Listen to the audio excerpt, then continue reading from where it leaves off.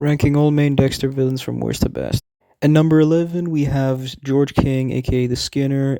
I've already made a video about how much I hate him. He's really bland, his motivations are terrible, and he just doesn't get enough screen time as himself.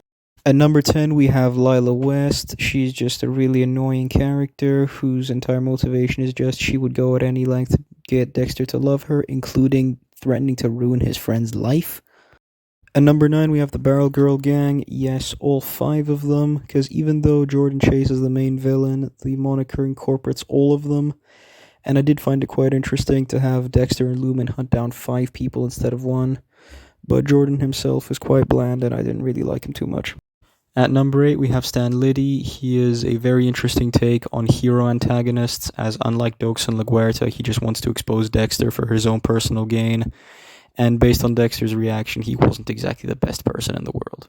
At number 7, we have Oliver Saxon, aka the Brain Surgeon. I find his lore and killing method to be quite interesting, but he as a character isn't exactly the most in-depth, plus he killed Deb.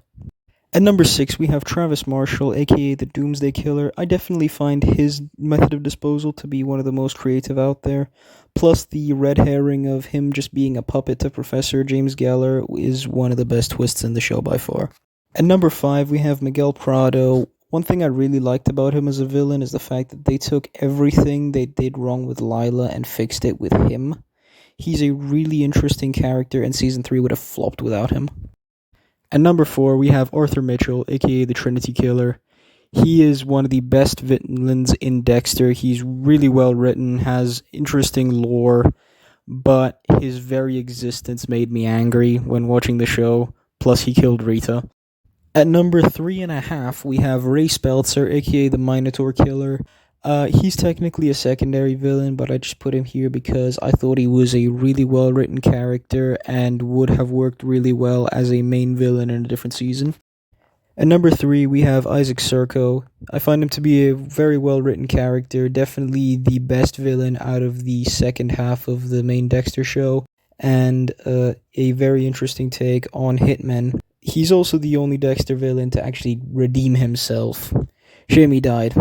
At number 2, we have Kurt Caldwell, aka the Runaway Killer. He's honestly more of a Dexter villain than anybody from Jordan Chase to Oliver Saxon. Yes, that does include Isaac Circo. He's one of the best villains out there, and he's only second to the one that I'm about to mention next. At number 1, we have who else but Brian Moser, aka the Ice Truck Killer. His lore is the most interesting out of any killer out there. That does include Trinity. The only one with maybe more interesting lore is Dexter, but he's not really a villain, he's an anti-hero.